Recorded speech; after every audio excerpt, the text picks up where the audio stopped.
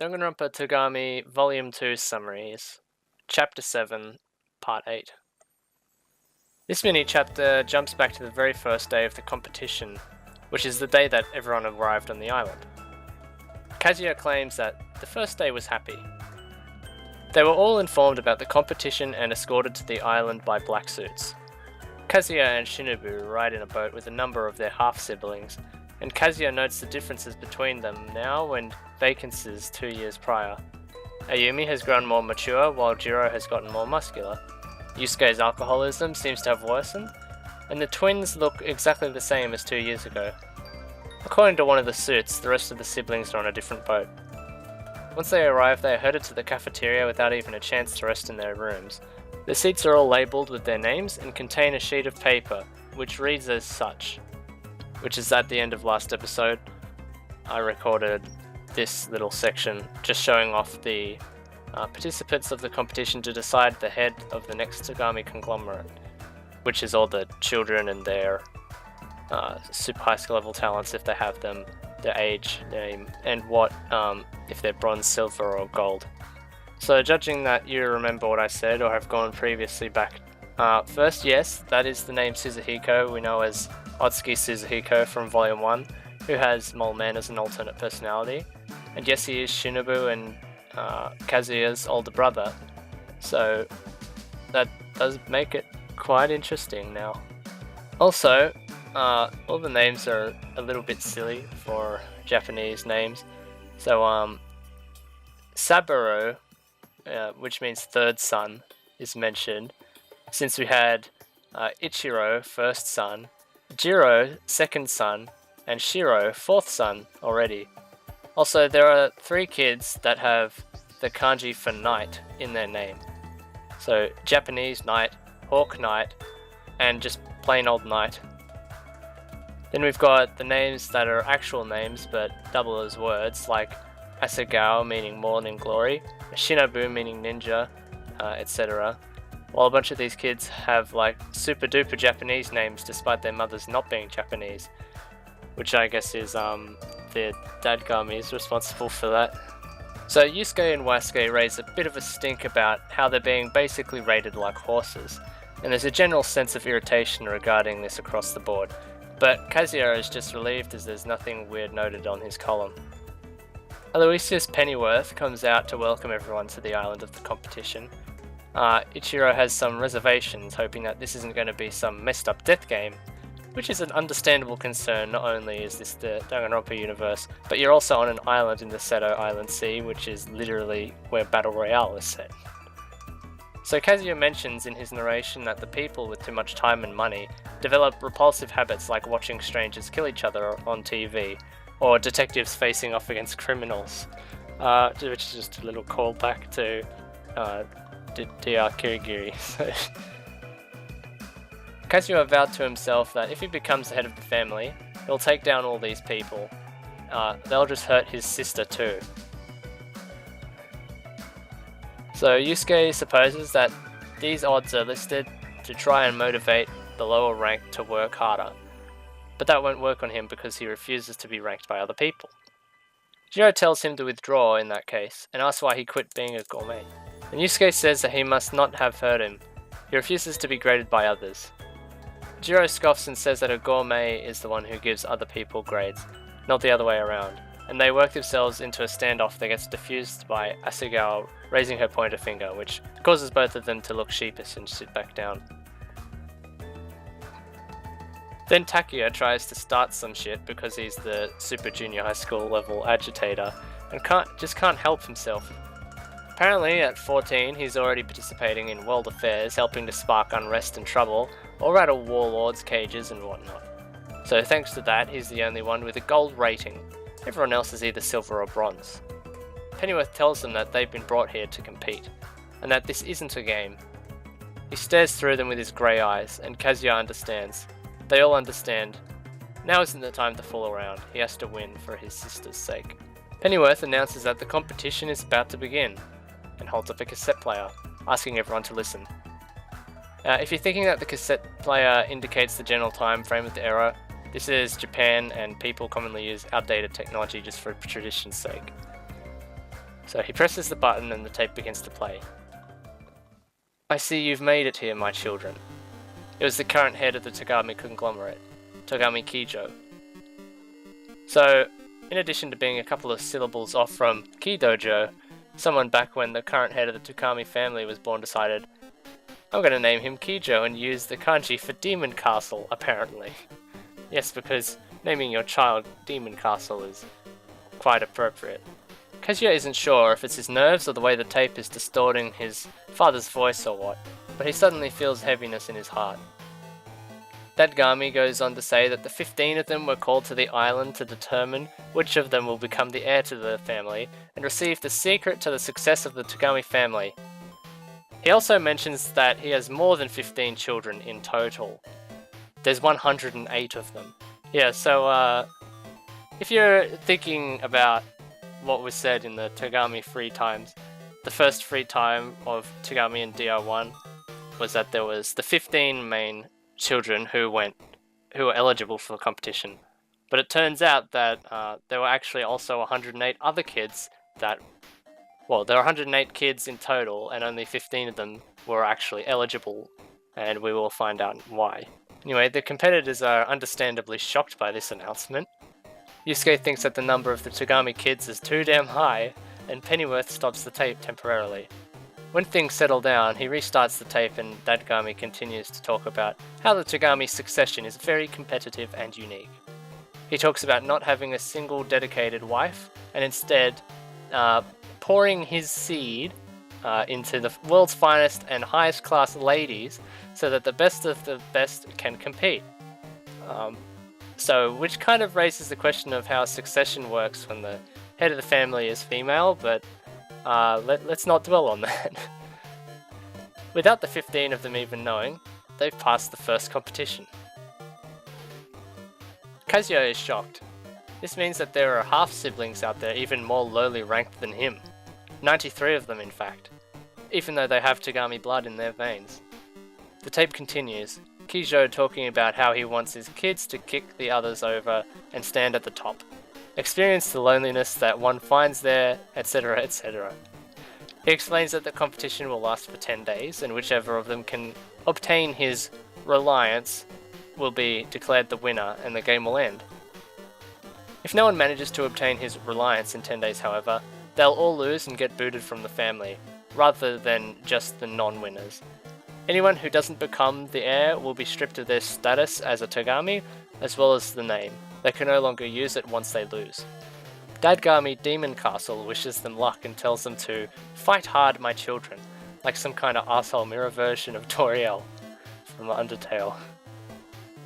Pennyworth stops the tape, and everyone just kind of stands there in silence for a while. Kazuya has a bad feeling about this. It's like a game where you'd have to kill all the other participants, or the best case scenario, hurt them emotionally.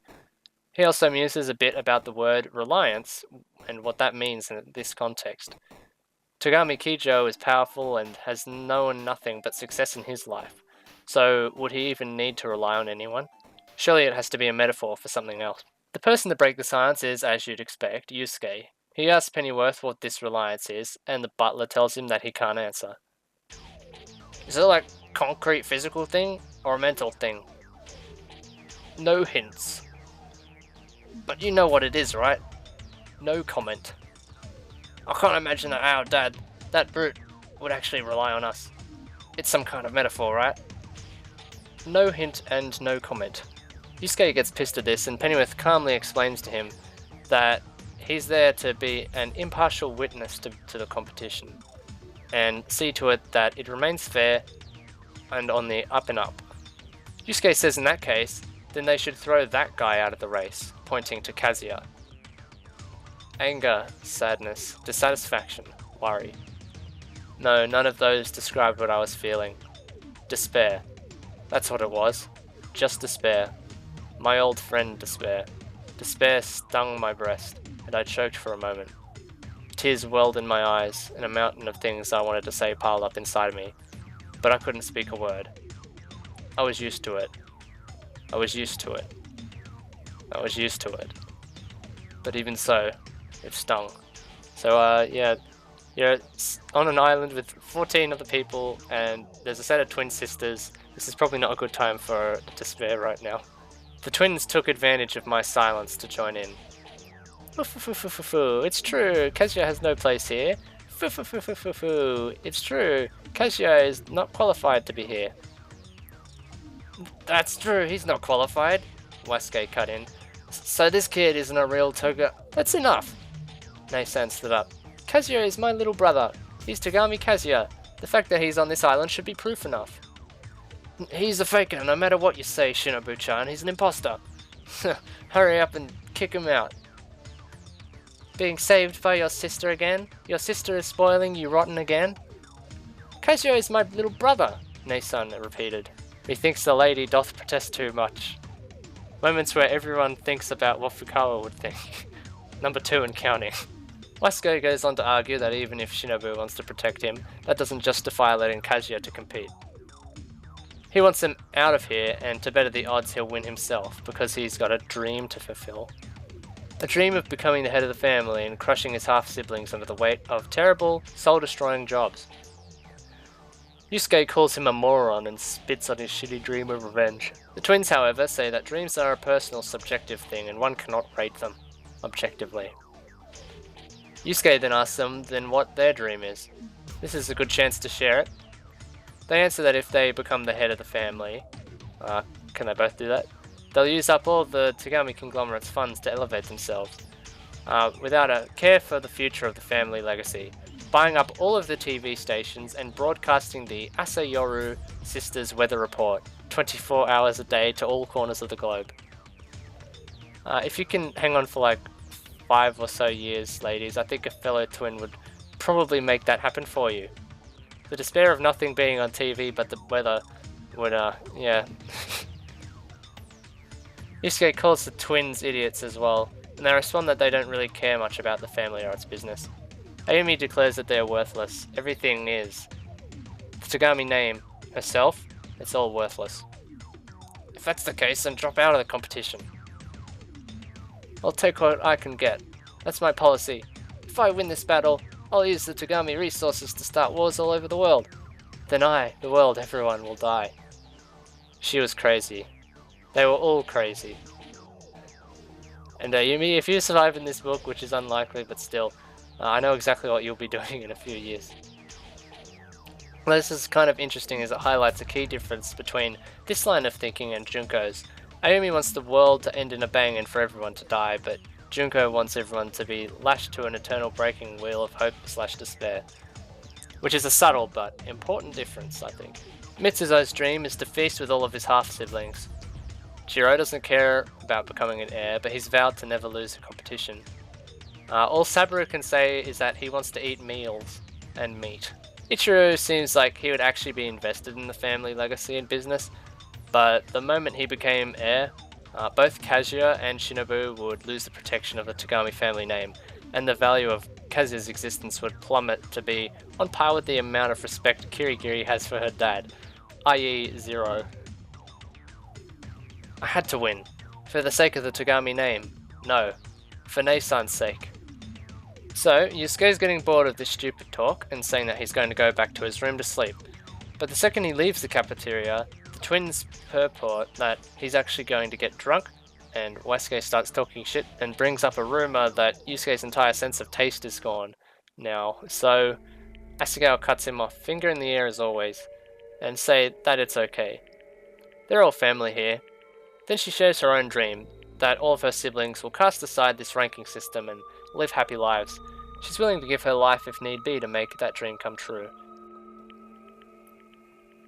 Of course, after that, no one can say anything. Kazuya looks around and sees that aside from Yusuke, who's just left, there are 2 people missing.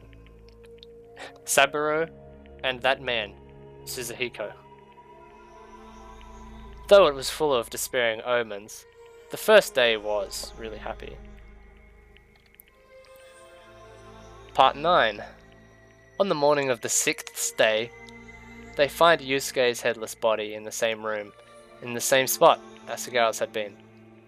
Ichiro basically goes, "Oops, my bad," and Shinobu and Kazuya tremble while Pennyworth lets out an exasperated sigh.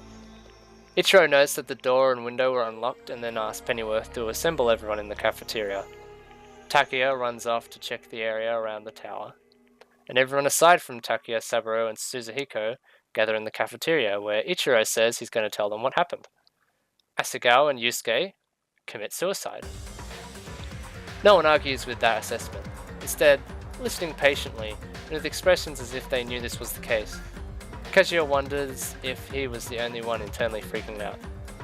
Ichiro goes on to say that they both killed themselves in the same way too, by using a suicide device Yusuke made as a way to kill time, or as a tasteless joke. He never actually intended to use it, but then his sister decided to put it to use seriously. Kazuya is stunned. Asagao killed herself?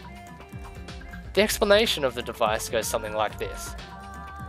Yusuke took a wire and an electric winch from the storage shed and anchored the winch near to the tower. Then he attached the rope to it that he tied all the way up to back to his room, up through a small window, and made a noose of a wire that he tied to the end of the rope. The noose would go around his neck with a remote control. He could turn on the winch to make it begin reeling the rope. The wire would then cut through his neck, beheading him. Of course, this would be unbearably painful, but since there'd be so much pressure on the trachea, screaming in pain would be out of the question. Hence why no one heard anything outside the door the night Asagao died. Which is pretty brutal.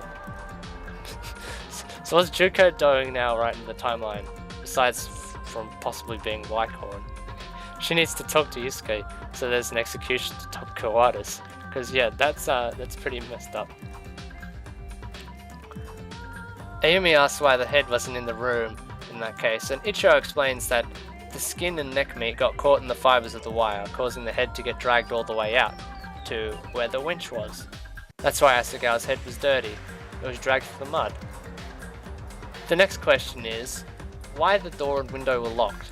And this Ichiro says was Yusuke's doing. He found Asagao first, then he locked the door and window, stole the suicide note to make it look like a murder. Why he does this, no one knows. And perhaps because messing with crime scenes is a Togami family tradition. It's odd to me that very little time is devoted discussing to the topic of Asagao's motives for taking her life, but I guess this isn't the Kirigiri family, so I can't expect too much of them in that front.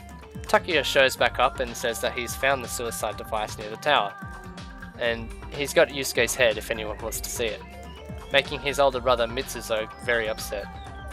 Mitsuzo asks about Wasuke's murder and who is responsible there, which Ichiro doesn't have an answer for. Someone muses that maybe either Asagao or Yusuke or both killed him and then themselves out of guilt, but there is no evidence of that, so they cannot say for sure. Kazuya thinks about how Ichiro is too kind to ever become a detective. True, you've got to be a stone-cold badass for that. So, for instance, at age 13, taunting a confirmed murderer who has announced he'll kill you from the backseat of his car that's speeding down the freeway.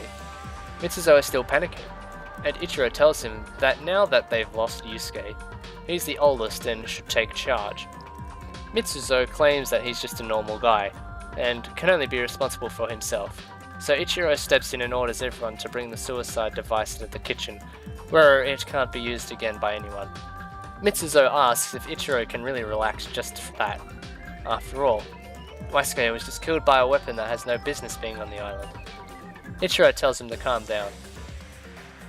No matter what happens from now on, I definitely won't let anyone else die. Part 10. 5 hours later,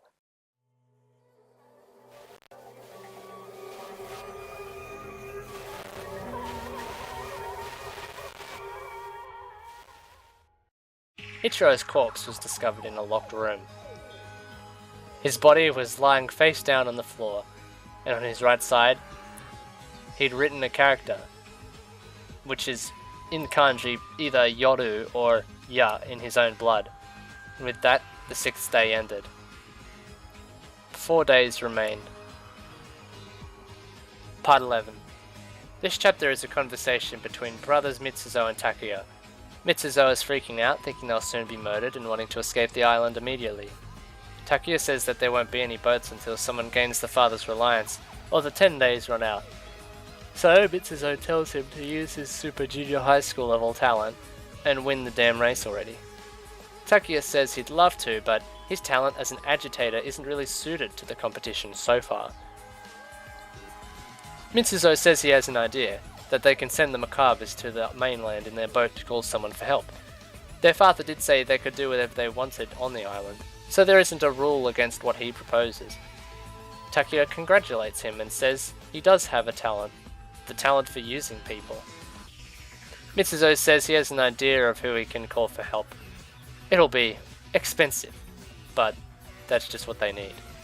There was one thing I could do, Kazuyo narrates, and that was eavesdrop. Between you and me, I only know someone who is a very expensive person who people call for help, if you get my drift. Part 12. On the morning of the 7th day, something odd happens. Since no one ever thought that anyone would visit the Towerjo castle while it was in use, it didn't have an intercom, so the front door just opens. In walks a man, with an expensive-looking pink suit, and a girl with long blonde hair. A man and a girl? This kind of combo in this kind of situation seems like it could be 2,047,000,000 yen, the man said in a voice that carried well. That's the price of the furniture in the entrance area. Huh, as one would expect from the Togami conglomerate. Everything here is an article of beauty. Yep, that's right. Who are you? Pennyworth stood up. I am the detective known as Allegro Agitato. Susei Nanomura. At your service. Okay, so a lot of you might not know who Susei Nanomura is, but basically he is the best Danganronpa character. Please go read Danganronpa Kirigiri, or at least read summaries of the awesome stuff that Nanomura has done. There will be links in the description for you to go have a look, because this is literally one of the best cameos in the entire novel. So basically, with Nanomura's appearance, this also states the biggest worst incident in the history of the Togami family chronologically in relation to the DRK series. So this is either prior to DRK, or possibly literally during DRK 1. Like, I don't know, it's probably just before DRK 1, which this incident takes place. This is my assistant, Polaris P. Polanski. The detective, called Susei Nanomura, turned his haughty eyes in Pennyworth's direction, and the girl named Polaris. She looked like she was about my age. She pinched the edges of her skirt and offered a Western-style curtsy. Pennyworth wants them off the island immediately, but Nanomura says he was hired by Mitsuzo to solve the murders happening on this island, and he goes on how to talk about he's a double-class detective with DSC number of 900. Then Pennyworth says something like, the detective library, that den of criminals, before telling him to get out again. Nanomura also makes a comment at one point how Pennyworth clearly doesn't have a very high opinion of detectives, which makes us wonder how he'll react to finding out his ward associates pretty closely with Kirigiri several years from now. Nanomura reports that the Macabres ditched and fled back to the mainland, leaving them stranded on the island so they can't leave even if they wanted to. Pennyworth relents begrudgingly, submitting both Nanomura and Polaris to check bodies. As in doing a body check, so. Nanomura tells him to do what he likes, but he is here to answer the call of his mistress, Mystery. He'll solve any mystery that's in front of him. That's why he exists. That's why he has a DSC number of 900. We know that's not the case, of course, but that's the story the Togamis get from him. I wonder if this ever comes up between Togami and Kirigiri. So Togami is talking about this incident, and he's like, oh, this joke of a detective named Nanomura showed up, and Kirigiri cuts him off like, Nanomura Sensei? That asshole tried to shoot me once. He got taken down by a spoon-bending psychic. And then Togami's like, oh well, he deserved that. So Nanomura begins walking around the entrance hall and fills them in on the details of the case so far. Serial killings on an uninhabited island, you say? This is just like a duel noir. So yeah, so that's it for the summaries this time. Well, you know what? I'm just going to read out some of the really funny stuff that happens with Suisei Nanomura. If you don't want to have real spoilers, then you can just end the video now. Thank you very much for watching. If you want to keep continuing, this is some cool stuff about Suisei Nanomura. So things Suisei Nanomura has done so far in Danganronpa Kirigiri. Randomly drop a Santa Claus hat onto Kirigiri's head, which she doesn't notice until her partner Yui Samidari, who is the protagonist of Danganronpa Kirigiri, points it out to her. Yeah, he invites Yui and Kirigiri to dinner in a very tall building, but he finishes eating his dinner before they get their first plate. He throws dishes and flatware over his shoulder to be caught by his attendants and waiters. He interrupts an argument with a trumpet produced out of thin air, which is literally just randomly used out of nowhere and then tossed over his shoulder, caught by a waiter. Rides around in a helicopter with just playing on a trumpet, Die Valkyrie. Finds out that the bill to the meal that he was eating and that they were all eating was thousands of yen. So he basically jumps out of the 100-story building window and parachutes to the bottom just to get out of paying.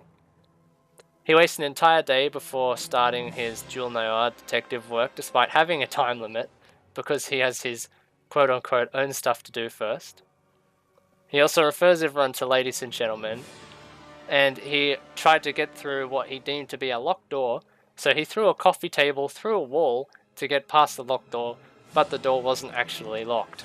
He's done much more things, and there's many other funny moments, but I'm not going to spoil the rest because it's just amazing, absolutely amazing. So definitely go check out DRK. The summaries for those will be updated after Togami 3's translation is finished and after everything else. So hopefully sometime in the future,